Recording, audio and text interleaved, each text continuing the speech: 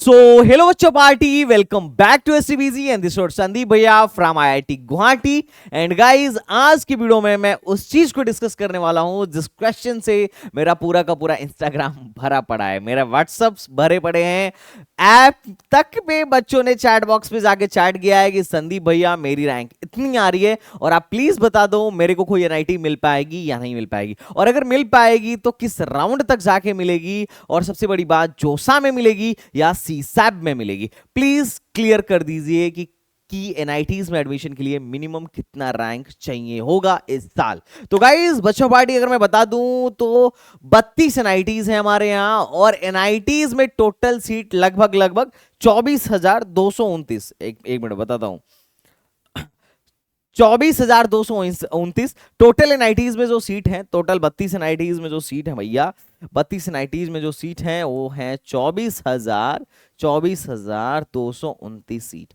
और मात्र इतने ही बच्चों को एनआईटीज के दुर्लभ दर्शन होंगे, और बाकी लोगों को एनआईटीज के दुर्लभ दर्शन इस साल नहीं होने वाले हैं। Better luck next time, you have to appear in JEE Main again. But उसके अलावा भी, जेईमेन के अलावा, एनआईटीज के अलावा भी बहुत सारे कॉलेजेस हैं, उसके बारे में भी मैं चर्चा करूंगा। बट हमारा आज का मेन मोटो है कि इन 24,229 सीटों में कितने बच्चों का एडमिशन होने वाला है। तो चलो बच्चा पार्टी शुरू करते हैं। मिनिमम रैंक या फिर minimum rank required for NITs, वो भी कैटेगरी वाइज, हर एक कैटेगरी का खोल खोल के अपन लोग डिस्क्राइब करने वाले हैं कि भैया क्या होने वाला है। ओके बच्चा पार्टी, तो चलो शुरू करते हैं। गाइस, अगर मैं एनआईटीज की बात करूं तो देखो, एनआईटीज में एडमिशन के लिए आपको जोसा की काउंसलिंग करानी पड़ेगी, और जोसा के बाद जो सीटें बच जाती हैं, जो बच्चे अपना सीट कैंसिल करा के भाग जाते हैं या जो आईआईटीज में चले जाते हैं या जिनकी सीटें कैंसिल हो जाती हैं, वो सब भरी जाती हैं सीसैब काउंसलिंग के थ्रू। और तुम यकीन मानो बच्चा लोग, सबसे लो रैंक तक जो एडमिशन होता है वो सीसैब में होता है। तो मेरा मानना है कि अगर कोई बच्चा है जिसको एनआईटी चाहिए तो उसको जोसा में भी भरना चाहिए, और उसके बाद पार्शियल एडमिशन फीस देके सीसैब में भी जानी चाहिए। पर ये ध्यान रखिएगा, सीसैब की काउंसलिंग बहुत रिस्की होती है, पैसा बहुत लगता है। एनीवेज, चलो शुरू करते हैं जोसा काउंसलिंग के सॉरी एनआईटीज के बारे में अपनी चर्चा को। अब देखो, हमारे यहाँ 32 एनआईटीज हैं जैसे कि आपके सामने दिख रही होंगी, और इसमें मेजरली तीन टायर्स में अपन लोगों ने एनआईटीज को बांट रखा है। एक तो वो एनआईटीज जहाँ प्लेसमेंट बहुत बढ़िया है और बाकी चीजें भी बहुत अच्छी हैं, जो टायर 1 में आती हैं। उसके अलावा टायर 2 में भी बहुत सारी अच्छी एनआईटीज हैं, जैसे एनआईटी जमशेदपुर, ये तो मेरे हिसाब से टायर 1 में होना चाहिए। तो अगर मैं टायर 2 की बात करूं तो टायर 2 में भी बहुत अच्छी अच्छी एनआईटीज देखने को मिल जाएंगी, जहां जैसा कि आप यहां पर देख सकते हो। टायर 3 में एनआईटीज कुछ तो ऐसी हैं जो थोड़ी सी सफर कर रही हैं, कुछ काफी नहीं हैं, और कुछ ऐसी हैं जिनका लोकेशन ही अच्छा नहीं है। तो ज्यादातर यहाँ पे नॉर्थ ईस्ट, श्रीनगर, सिक्किम, आंध्र प्रदेश और पौंडीचेरी जैसी एनआईटीज आपको देखने को मिल जाएंगी, जो काफी नई है, और यहाँ का प्लेसमेंट एज मच एक्सपेक्टेड नहीं है। बट अच्छी बात यह है कि एनआईटी के किसी, मतलब अपने इंडिया में किसी भी एनआईटी में आप जाओ, वहां पर मतलब ये है ना कि जैसे कि फीस की टेंशन नहीं लेनी पड़ती है। अगर आप गरीब हो तो किसी भी एनआईटी में एडमिशन लोगे, आपका फीस का पूरा फीस माफ हो जाएगा। और यही रीजन है कि लोग आज के टाइम में ट्रिपल आईटी छोड़ के, ट्रिपल आईटी में कंप्यूटर साइंस और इलेक्ट्रॉनिक्स छोड़ के एनआईटीज में सिविल मैकेनिकल जैसे ब्रांच को भी ले लेते हैं, क्योंकि अपने को पता है यार, इंडिया में मेजरली जो जनता है मिडिल क्लास या लोअर मिडिल क्लास फैमिली से आती है, और इतना ज्यादा पैसा होता नहीं है। बट ठीक है, अब चूंकि देखो, पैसा बचाने के चक्कर में एनआईटीज में ए लेना चाहिए या ट्रिपल आईटीज में सीएसई लेना चाहिए, इस पर अनदर सेशन में मैं बात करूंगा। आज का सेशन प्योरली एनआईटीज पर होने वाला है। अगर तुम कहोगे तो प्योरली ट्रिपल आईटीज पर भी एक सेशन बनाया जाएगा। तो अब देखते हैं इन ट्रिपल आईटीज के दुर्लभ दर्शन किन बच्चों के होने वाले हैं, एटलीस्ट आपका कितना रैंक है किस कैटेगरी में, तो आप इन ट्रिपल आईटीज के दर्शन पाने वाले हो। तो चलो पहले एक जनरल बात करता हूं। जैसे अगर मैं टायर 1 की एनआईटीज की बात करूं तो कंप्यूटर साइंस की सीसैब में क्लोजिंग रैंक ही रही थी, और जिसमें सबसे टॉप पर सबसे पहले जिसकी सीट फिल हुई थी वो थी एनआईटी ट्रिची, उसके बाद सूरतकल, फिर वारंगल, फिर राउरकेला, और मजे की बात है 5वें नंबर पर अपने यूपी की एनआईटी आती है, दैट इज मोतीलाल नेहरू। नेहरू जी ने अपने पिताजी के नाम पे ही आजादी के टाइम पे बनवा दिया था, Motilal Nehru national institute of technology, NIT Allahabad, और काफी लो रैंक तक एडमिशन। अब तुम यहां पर एक चीज देखोगे ना, तो यू विल रियलाइज कि देखो एनआईटीज में मेजरली होम स्टेट और अदर स्टेट का लंबा पंगा रहता है। अब होम स्टेट में क्या है, होम स्टेट जिस स्टेट में एनआईटी है उस स्टेट के बच्चे को ये लोग 50%, उस स्टेट में वहां के बच्चे की 50% सीट रिजर्व्ड होती है। लेकिन ये किस बेसिस पर रिजर्व होती है, तो ये होता है स्टेट ऑफ एलिजिबिलिटी के बेसिस पर। लाइक मान लो मैं 12th जिस स्टेट से करूंगा उस स्टेट की पर्टिकुलर एनआईटी में मेरी जो सीट होगी वो रिजर्व्ड हो जाएगी 50%, मतलब मेरे लिए 50% वहां की सीट, वहां की एनआईटीज में मेरा रिजर्वेशन लगने वाला है, होम स्टेट वही कंसिडर किया जाएगा। तो आप इस बात को समझिए, आप जहां से 12th कर रहे हैं वही आपका होम स्टेट है जोसा में, और होम स्टेट और अदर स्टेट में आप देख सकते हैं कि होम स्टेट में ट्रिचिपल्ली में अदर स्टेट वालों को 1245 रैंक पर सीएससी मिलना बंद हो गया था, जबकि अपने स्टेट के बच्चे को 5500 रैंक तक एडमिशन दी थी। लेकिन कई बार ऐसा भी होता है कि होम स्टेट और अदर स्टेट में बहुत ज्यादा फायदा नहीं होता है, यूपी में तो कुछ खास फायदा नहीं होता है, हालांकि तुम्हें यहां पे होम स्टेट का फायदा दिख रहा होगा। लेकिन लास्ट एडमिशन की बात करोगे ना, तो होम स्टेट में आई थिंक बायोटेक्नोलॉजी 4100 रैंक पे, बायोटेक्नोलॉजी होगी या प्रोडक्शन होगा, यही सबसे लोवेस्ट फिल हुई थी। लोवेस्ट जो सीट भरी थी वो 41,000 रैंक पे, 41,048 रैंक पे होम स्टेट वालों के लिए बंद हो गई थी। बाकी अदर स्टेट वालों को 47,000 रैंक तक मिला था। तो कई बार कुछ एनआईटीज में, जैसे यूपी में पॉपुलेशन इतना ज्यादा है कि होम स्टेट से ज्यादा फायदा कभी कभी अदर स्टेट को हो जाता है, लेकिन जनरली होम स्टेट में ज्यादा फायदा होता है। तो आप ये देख सकते हो टायर 1 में अगर किसी को कंप्यूटर साइंस चाहिए, जनरल कैंडिडेट है, तो एटलीस्ट इतने रैंक के अंदर अगर आप हो तो ही आपका काम बनने की संभावना है, क्योंकि ये सीसैप का लास्ट कट ऑफ बता रहा हूं। और अगर आप किसी भी ब्रांच में एडमिशन चाह रहे हो तो आप यहां पर देख सकते हो कि किसी ब्रांच में एडमिशन के लिए एटलीस्ट कितनी रैंक होनी चाहिए। तो टायर 1 में जो लास्ट एडमिशन हुआ था, लाइक एनआईटी सूरत में इंजीनियरिंग में 65,000 रैंक पे जाके एडमिशन हुआ था। अब इसके अलावा अगर आप टायर 2 की बात करो तो टायर 2 में आपका आ जाता है NIT Bhopal, Durgapur, Jamshedpur, NIT Delhi, Hamirpur, Jalandhar, IST Shivpur. अब देखो इनके बहुत फायदे हैं, वेस्ट बंगाल वाले को बहुत फायदा है। एक तो एनआईटी दुर्गापुर में भी फायदा है और एक आईएसटी शिवपुर में भी फायदा है। आईएसटी शिवपुर भी आज के टाइम में एनआईटी है, और NIT Patna, NIT Raipur, NIT Goa, NIT Silchar, यहां से आप देख सकते हो कि कंप्यूटर साइंस के लिए एटलीस्ट कितना रैंक चाहिए। अब आप ये देखो, अगर टायर 1 में एडमिशन लेना है तो 10,000 रैंक, अगर किसी की 99 परसेंटाइल है तो भी टायर 1 में एडमिशन नहीं हो पाएगा। मतलब 10,000 के अंदर तो ये लोग 10,000 के बाहर तो ये लोग बात ही नहीं कर रहे हैं। आज 10,000 में ऐसा हो सकता है कि आपको कंप्यूटर साइंस में कोई स्पेशलाइजेशन मिल जाए, बट कोर सीएससी में कोई पॉसिबिलिटी नहीं है। अच्छा, कैटेगरी वाले अभी घबराए नहीं, अभी आपके लिए भी दिखाऊंगा, लेकिन पहले एक बेसिक चर्चा हो जाने दीजिए। बाकी अगर मैं बात करूं एनआईटी भोपाल, एनआईटी दुर्गापुर, इन सब में, तो देखिए 14,000 के बाद टायर 2 में भी जो एडमिशन है नहीं हुआ था अदर स्टेट का। होम स्टेट का तो लो रैंक तक एडमिशन होता है, देखो सिलचर में 31,000 रैंक तक, दिल्ली में तुम देखो 18,000 रैंक तक, हमीरपुर में 29,000 रैंक तक, तो गोवा में 35,000 रैंक तक। तो that is a different thing. Home state का डेटा मैं आपको यहां पे दिखा देता हूं। बाकी अगर आप बात करो लोवेस्ट किस रैंक तक एडमिशन हुआ था, तो देखो एनआईटी रायपुर में होम स्टेट का 2 लाख रैंक तक,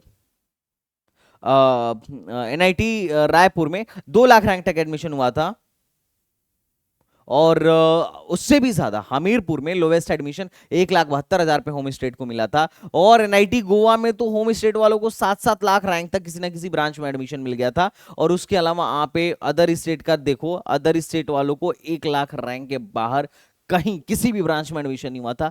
जिसकी रैंक 1 लाख के अंदर है उसी को एडमिशन मिला था, उसके बाहर कुछ नहीं मिला था। अब बात करते हैं टायर 3 में। तो अगर मैं टायर 3 की बात करूं तो टायर 3 में तो देखो होम स्टेट वालों को तो 12-12 लाख रैंक तक किसी ना किसी ब्रांच में एडमिशन मिल गया था।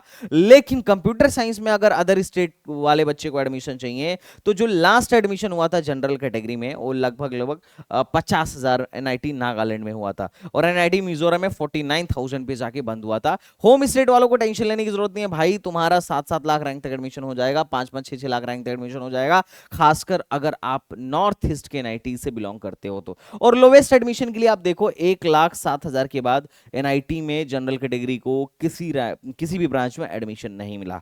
तो अब मोटा मोटी ये चर्चा आपको एटलीस्ट ये समझ में आ गया कि सबसे अच्छी वाली एनआईटीज कौन सी हैं, सबसे मिडिल वाली एनआईटीज कौन सी हैं, और सबसे लोवेस्ट रैंक पर एडमिशन देने वाली या सबसे नीचे वाली एनआईटीज कौन कौन सी हैं। अब इसके बिहाफ पे हमें पहले ये चेक करते हैं कि अगर मैं जनरल कैंडिडेट हूं, यहां से कॉपी पेन लेके बैठ जाइएगा और सब कुछ क्लियर हो जाएगा, पिछले 2-3 साल का डेटा दिखाने वाला हूं। अगर मैं जनरल कैंडिडेट हूं तो एटलीस्ट एडमिशन जो मेरे को मिलने वाला है, जनरल कैंडिडेट का तो यहाँ क्लियर हो गया, जनरल कैंडिडेट तो यहाँ से ही समझ जाएंगे कि बेटा मेरे को 50,000 रैंक के बाद किसी एनआईटी में एडमिशन नहीं मिलने वाला है। पर अगर मैं बाकी कैंडिडेट हूँ, कैटेगरी कैंडिडेट हूँ, तो मेरे को कंप्यूटर साइंस एटलीस्ट किस रैंक तक मिल जाएगा। तो चलिए हम लोग चेक करते हैं। सबसे पहले मैं सीसैप पे जाता हूँ, क्योंकि सीसैप पे ही सबसे लो रैंक तक एडमिशन मिलता है, और मैं यहाँ चेक करता हूँ जेंडर न्यूट्रल। और सबसे पहले अपन रैंक तो छोड़ो, रैंक कुछ भी डाल दो, रैंक 1 से शुरू करो।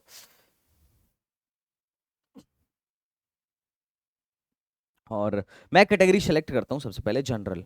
अब आप देखना बेटा, अब आप देखना प्रोग्राम अपन सबसे पहले हम यहाँ पे सेलेक्ट कर लेते हैं कि हम एनआईटीज का देखना चाह रहे हैं, 2024 का डेटा देखना चाह रहे हैं, और कंप्यूटर साइंस में इंटरेस्टेड हैं, या कंप्यूटर फैमिलीज में से रिलेटेड जितनी भी ब्रांचेज हो सकती हैं उन सब में हम इंटरेस्टेड हैं। तो मैंने यहाँ से सेलेक्ट कर लिया computer science and all, computer science की जितनी भी ब्रांचेज हैं, जितनी भी कंप्यूटर फैमिली है, जितना भी स्पेशलाइजेशन है, I select that, information technology select कर दिया। और यहाँ से अपन जाके यहाँ चेक कर लेंगे।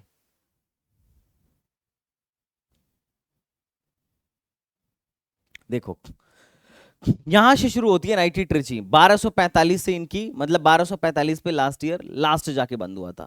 और अगर मैं बात करूं लास्ट एडमिशन कहां पर हुआ था, तो आप देखोगे, अरे ये देखो लास्ट एडमिशन, ध्यान से देखो।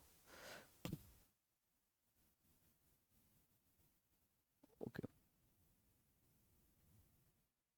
मैं लास्ट एडमिशन दिखाता हूं आपको। लास्ट एडमिशन ये हुआ था एनआईटी मिजोरम में, और एनआईटी मिजोरम में होम स्टेट वाले को कंप्यूटर साइंस मिली थी 7,52,000 रैंक पर। अब मैं होम स्टेट की भी कैटेगरी हटा देता हूं, क्योंकि अपन लोग जनरल कैंडिडेट को देखेंगे, ओपन कैंडिडेट को अदर स्टेट में देखते हैं। तो अदर स्टेट में ये मैथमेटिक्स क्यों सेलेक्ट हो गया, मैथमेटिक्स को इग्नोर करो, मैथमेटिक्स में ही लास्ट एडमिशन हुआ था, लेकिन मैथमेटिक्स को हम मिजोरम में देखते हैं। Mathematics and computing, mathematics and computing में जनरल कैंडिडेट को 56,000 रैंक तक एडमिशन जाके मिला था राउंड 2 में। उसके बाद एनआईटी मिजोरम के मैथमेटिक्स एंड कंप्यूटिंग के बाद किसी को कंप्यूटर साइंस से रिलेटेड कोई ब्रांच नहीं मिली, सबसे लास्ट एडमिशन 56,000 रैंक। तो जनरल कैंडिडेट को यहां से क्लियर हो चुका होगा। अगर मैं फीमेल की बात करूं तो फीमेल भी देख सकती हैं, एनआईटी मिजोरम में इनको mathematics and computing general female वाली जो बच्चियां थी उनको 1 लाख रैंक तक एडमिशन मिली। अगर आपकी 1 लाख तक रैंक है तो कॉन्ग्रेचुलेशन, आपका शायद एडमिशन हो सकता है, आपको इस साल भी सीसेब राउंड में काउंसलिंग करानी चाहिए। और मैं 2023 का भी डेटा दिखाता हूं, 2023 में भी 81,000 रैंक तक मैथमेटिक्स एंड कंप्यूटिंग मिला। मतलब अगर आप 80,000 के अंदर हैं तो हाई चांस है, क्योंकि पिछले कम्युनिकेटिव 2 इयर्स में आपको मैथमेटिक्स एनआईटी मिजोरम में एडमिशन मिल रहा है। उसके अलावा एनआईटी मिजोरम के अलावा अगर आप देखो तो एनआईटी अरुणाचल प्रदेश में भी लड़कियों को 57,000 रैंक पर कंप्यूटर साइंस मिल गया था। नागालैंड का तो आप देख ही सकते हो। श्रीनगर में भी 50,000 रैंक पर लड़कियों को एडमिशन मिल गया था, वो भी कंप्यूटर साइंस जैसी ब्रांच में। आप यहां पर देख सकते हो। ओके, और अगर जनरल न्यूट्रल की बताऊं तो आप यहां पर देखो, एनआईटी मिजोरम में 2023 में 55,000 रैंक तक एडमिशन हुआ था। और उसके अलावा एनआईटी अगरतला में, ये तो मास्टर्स का कोर्स है, बीटेक एमटेक नहीं है, वो बीएसएमएस है। नेक्स्ट अपन चलते हैं, एनआईटी अरुणाचल प्रदेश। तो एनआईटी अरुणाचल प्रदेश में जनरल को जो एडमिशन मिला था वो ये मिला था 37,000 रैंक पर। तो एनआईटी श्रीनगर में वही इंफॉर्मेशन टेक्नोलॉजी मिला था 32,000 रैंक पर। तो लड़कियों को कुछ ज्यादा ही फायदा है। तो यहां से आपको क्लियर एंड कट समझ में आ रहा होगा। अगर मैं ये चीज ओबीसी एनसीएल के लिए देखूं, तो ओबीसी एनसीएल के लिए आप देखोगे, पहले मैं मैथमेटिक्स वाला पोर्शन हटाता हूं यार, ये मैथमेटिक्स वाला परेशान कर रहा है।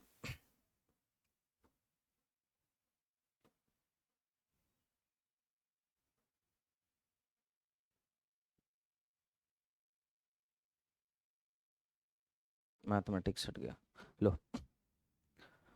ओके, तो ओबीसी को लास्ट अगरतला में कंप्यूटेशनल मैथमेटिक्स मिला था। अब देखो ये बीटेक का कोर्स नहीं है यार, ये बीएसएमएस का कोर्स है। मैं आता हूँ एनआईटी मिजोरम, एनआईटी मिजोरम में मैथमेटिक्स एंड कंप्यूटिंग ओबीसी को 63,000 रैंक तक मिला था। और अगर कोई ओबीसी गर्ल है तो मैं उसको चेक करके देख तुम्हें दिखाता हूँ कि अगर ओबीसी गर्ल है तो एनआईटी मिजोरम में 75,000 रैंक तक, सॉरी ओबीसी गर्ल है तो लास्ट एडमिशन जो हुआ था एनआईटी इनका, एनआईटी मणिपुर में हुआ था कंप्यूटर साइंस में 78,000 रैंक पे, नागालैंड में हुआ था लगभग लगभग 77,000 रैंक पर, और मिजोरम में कंप्यूटर साइंस में एडमिशन हुआ था 75,000 रैंक के आसपास। तो आप ये देख सकते हो ओबीसी गर्ल को लास्ट किस रैंक तक एडमिशन मिला था। उसके अलावा अगर मैं एससी को दिखाऊं कि भैया एससी बच्चों को किस रैंक तक एडमिशन मिल गया था लास्ट ईयर, तो आप देखो एनआईटी मणिपुर में 2,17,000 तक एससी को मिल गया था। एनआईटी श्रीनगर में 1,70,000 तक एससी बच्चे को इंफॉर्मेशन टेक्नोलॉजी मिल गई थी। एनआईटी अगरतला में कंप्यूटर साइंस इंजीनियरिंग 1,68,000 तक मिल गई थी। तो आप यहां से देखो आईएसटी शिवपुर में 1,53,000 तक कंप्यूटर साइंस, आईएसटी शिवपुर काफी अच्छा कॉलेज है, यहां पर आपको इंफॉर्मेशन टेक्नोलॉजी 1,53,000 रैंक तक मिल गई थी एससी कैंडिडेट का। और एससी फीमेल के लिए भी सीटें बची थी, आप देखो एससी फीमेल को, आप ऐसी फीमेल को देखो एनआईटी मणिपुर 2,17,000 रैंक तक, एनआईटी शिवपुर में 1,53,000 रैंक तक, एनआईटी कुरुक्षेत्रा में मैथमेटिक्स एंड कंप्यूटिंग 1,44,000। अब तुम एनआईटी कुरुक्षेत्रा अंदाजा भी नहीं लगा सकते हो कितना अच्छा कॉलेज है। तो सीसा में एनआईटी कुरुक्षेत्रा तक में भी क्या हुआ था, एडमिशन हुआ था, और एनआईटी कुरुक्षेत्रा तक की भी सीटें बची थी। तो आपको यहां से एक अंदाजा लग जाएगा कि भाई काफी लो रैंक तक एडमिशन हुआ है और किस रैंक तक एडमिशन हुआ है, क्योंकि इसके बाद 2,17,000 रैंक के बाद एससी फीमेल का एडमिशन नहीं हुआ था। ये बात आपको समझ में आना चाहिए। 1,79,000 के बाद एससी मेल का एडमिशन कंप्यूटर साइंस में किसी भी एनआईटी में नहीं हुआ था। तो आप यहां से देख लो, क्योंकि लास्ट एडमिशन यही है अगर आप इस रैंक के अंदर हो। ये 2023 का डेटा है, मैं 2024 का फिर से आपको दिखाता हूं। तो एनआईटी अगरतला, एनआईटी मणिपुर में कंप्यूटर साइंस 1,63,000 तक मिला था, और उसके अलावा एनआईटी सिक्किम में आर्टिफिशियल इंटेलिजेंस से 1,40,000 के अंदर मिला था। एनआईटी मिजोरम की कंप्यूटर साइंस 1,47,000 के अंदर मिला था। मतलब मोटा मोटी अगर आप एससी कैंडिडेट हो, अगर आप एससी कैंडिडेट हो और आपकी रैंक 1-1.5 लाख के अंदर है, तो आपकी सीएससी में बात पक्की। आप मान के चलो किसी ना किसी एनआईटी में आपकी सीएससी में बात पक्की। और अगर आप 2 लाख रैंक तक भी गए हो तो आप चांस ले सकते हो। और अगर आपकी 2 लाख रैंक है और तुम लड़की हो तो आराम से आपका 100% चांस है कि आपको किसी न किसी राउंड तक, सी सब राउंड तक आपको कंप्यूटर साइंस या इलेक्ट्रॉनिक्स जैसी ब्रांच आपको यहां पर देखने को मिल जाएगी। I hope you are getting my point. और अगर आप बच्चा ये बात करो कि भैया मेरे को ये बता दो लास्ट एडमिशन, मतलब लास्ट किसी भी ब्रांच में लास्ट एडमिशन जो है मेरे को कहाँ तक मिल जाएगा, कैटेगरी वाइज बता दो। तो मैं आपको अब बताना शुरू करता हूं। बच्चा पार्टी अगर मैं इसकी बात करूं तो आप यहां पर देख सकते हो ओपन कैंडिडेट को लास्ट एडमिशन जो हुआ था एनआईटी अगरतला की केमिस्ट्री में 1,77,000 रैंक तक मिला था, और मिजोरम और मणिपुर के सिविल में 1 लाख रैंक तक भी एडमिशन हो गया था। एनआईटी मिजोरम में मैकेनिकल 99,000 रैंक तक, उसके अलावा एनआईटी श्रीनगर के मेटलर्जी एंड मटेरियल में 92,000 रैंक तक एडमिशन देखने को मिल गया था। मतलब मोटा मोटी जनरल कैंडिडेट को 1-1.5 लाख से, मतलब 1 लाख से बाहर, 1 लाख से बाहर देखो सिविल जो मिली है 1,07,000 पे मिली है। ये 2024 का डेटा है। 2023 में जो लास्ट एडमिशन हुआ था उस डेटा को भी आप समझिए, वो मणिपुर की सिविल 92,000 पे मिली थी। तो मोटा मोटी अगर किसी की रैंक 1 लाख बाहर है तो एनआईटी में कुछ भी मिलने की पॉसिबिलिटी नहीं है। मतलब 93 परसेंटाइल से अगर आप बाहर हो, 93 परसेंटाइल से कम लेकर आए हो, तो जनरल कैंडिडेट को एनआईटी में भैया कुछ भी नहीं मिलने वाला है। ये बात फैक्ट है, आपको इस बात को समझना होगा जनरल कैंडिडेट को। और अगर मैं बात करूं ओबीसी एनसीएल को, तो ओबीसी एनसीएल वाले को आप यहां पर देख सकते हो बीटेक में जो लास्ट एडमिशन हुआ था एनआईटी मिजोरम में ओबीसी एनसीएल का 98,000 रैंक पर हुआ था। उसके अलावा नागालैंड में सिविल 97,000 रैंक पे हुआ था, और उनको एनआईटी सूरत की केमिस्ट्री 1,36,000 रैंक तक मिल गई थी। और मैथमेटिक्स तो खैर थोड़ा सा डिमांड में रहता है, और एनआईटी श्रीनगर की मेटलर्जी 97,000 तक रह गई थी, तक गई थी 2023 में। और अगर मैं 2024 का डेटा दिखाऊं तो इसकी एनआईटी अगरतला की केमिस्ट्री 128 तक गई थी, एनआईटी सूरत की केमिस्ट्री 122 तक गई थी, मिजोरम में सिविल 114 तक गई थी। तो मान के चलो अगर 1,15,000 तक भी आपकी रैंक है, 1,30,000 तक भी रैंक है, अगर ओबीसी कैंडिडेट हो तो एनआईटीज में कुछ ना कुछ आपको मिल जाएगा। लेकिन वही नॉर्थ ईस्ट की एनआईटीज मिलेंगी। अब आप यहां पर देख सकते हो या तो एमएससी का कोर्स मिलने वाला है या नॉर्थ ईस्ट की एनआईटीज मिलने वाली है। मतलब मोटा मोटी अगर आप ओबीसी कैंडिडेट भी हो और अगर आपकी रैंक मान लीजिए 1,15,000 से बाहर है तो एनआईटीज में आपको कुछ भी नहीं मिलने वाला है। मतलब अगर आप 92 परसेंटाइल से कम लेकर आए हो, एनआईटी भूल जाओ। 92 से 93 के बीच में भी है तो शायद आपको एनआईटीज में मिल जाए, बट वही है कि आपको वही सिर्फ ब्रांड मिलेगा, काम की चीजें नहीं मिलेंगी, क्योंकि लोवेस्ट है जो आप को दिख रहा होगा।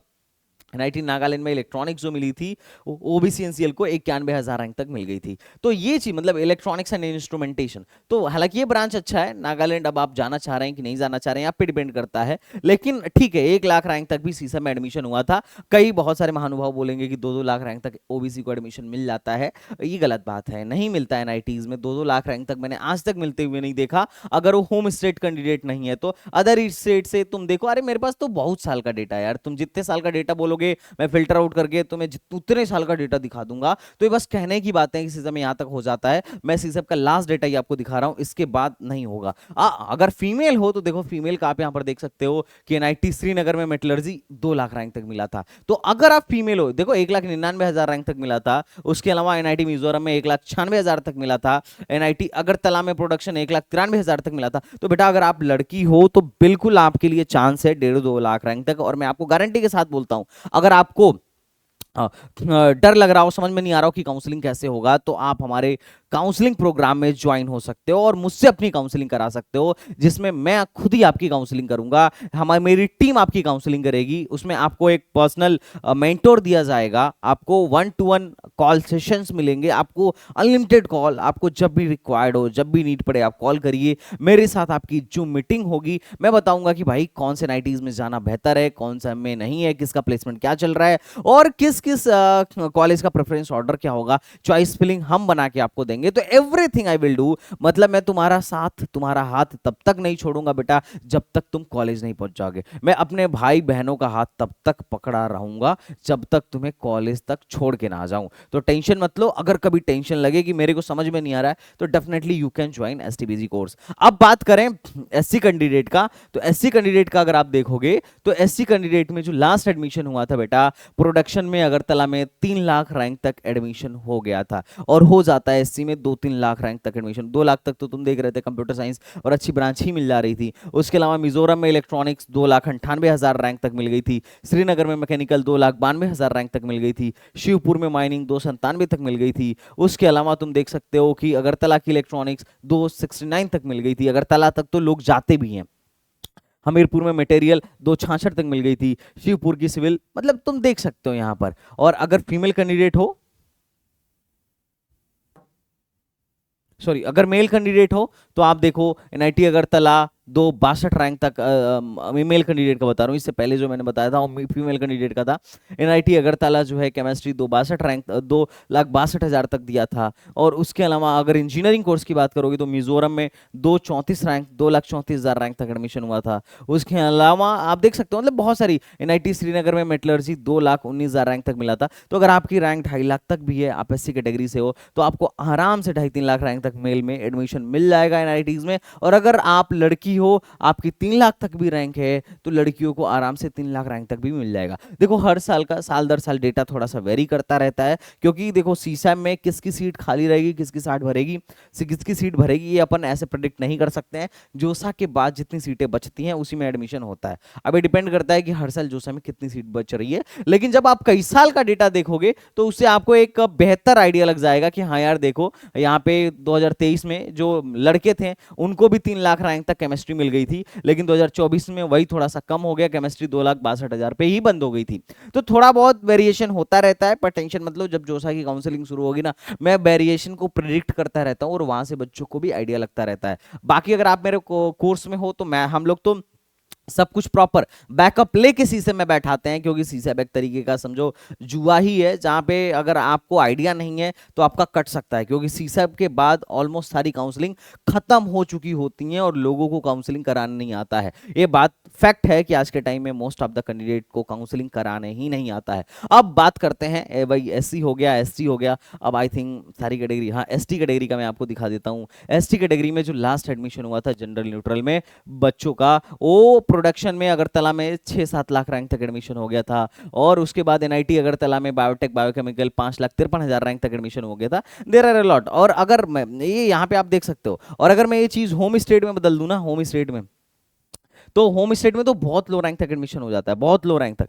और होम स्टेट में आप बदल के जनरल का भी देखो ना, जनरल का भी, तो जनरल में भी 9-10 लाख रैंक तक आराम से एडमिशन हो जाता है। तो होम स्टेट को ज्यादा टेंशन लेने की जरूरत नहीं है। तो यहां से आप एक निष्कर्ष निकाल सकते हो कि एससी वगैरह को आराम से 2.5-3 लाख रैंक तक एनआईटी मिलने की संभावना है। और अगर आप एससी गर्ल हो तो 3 लाख से ज्यादा रैंक पर भी आप एनआईटीज में एडमिशन ले सकते हो। बाकी अगर कोई जनरल कैंडिडेट है तो आप मान के चलो यार 1 लाख तक भी, 1 लाख तक जाते जाते भी आपको अच्छा कॉलेज मिलने की पॉसिबिलिटी नहीं रहेगी। और कंप्यूटर साइंस चाहिए तो कंप्यूटर साइंस के लिए तुम्हें जनरल का एकदम आराम से एक स्टैटिक्स बना के दे दिया कि भाई 55,000 के रैंक के बाहर पिछली बार कुछ नहीं हुआ था। तो इस वीडियो को देख के आपको सब कुछ क्लियर हो गया होगा कि कंप्यूटर साइंस किस रैंक तक मिलेगा, एटलीस्ट अगर जस्ट एंट्री मारनी हो तो क्या किस रैंक तक मिलेगा। अगर आपको सब कुछ सही लगा हो, सब कुछ समझ में आया हो मेरी बातें, तो आप नीचे कमेंट बॉक्स में बता दीजिएगा। और अगर आप इसी तरीके से एक ट्रिपल आईटीज का क्विक रिव्यू चाहते हो कि एटलीस्ट किस रैंक तक ट्रिपल आईटीज मिल जाएगी, भैया मेरे को बता दो, तो आप कमेंट बॉक्स में बता देना, ट्रिपल आईटीज पर भी एक डिटेल वीडियो बना दूंगा। उसके अलावा अगर आप जेएफटीआई में चाहते हो कि भैया जोसा में किस रैंक तक एडमिशन हो जाता है या सीसेब में किस रैंक तक एडमिशन हो जाता है, तो आप बोलिएगा, उस पर भी डिटेल वीडियो संदीप भैया बनाएंगे। और अगर आपको वीडियो अच्छी लगी हो तो लाइक शेयर सब्सक्राइब कर दीजिएगा। तो चलिए मिलते हैं नेक्स्ट वीडियो में, तब तक के लिए बाय बाय, टाटा एंड जय Hind. Thank you so much बच्चा पार्टी।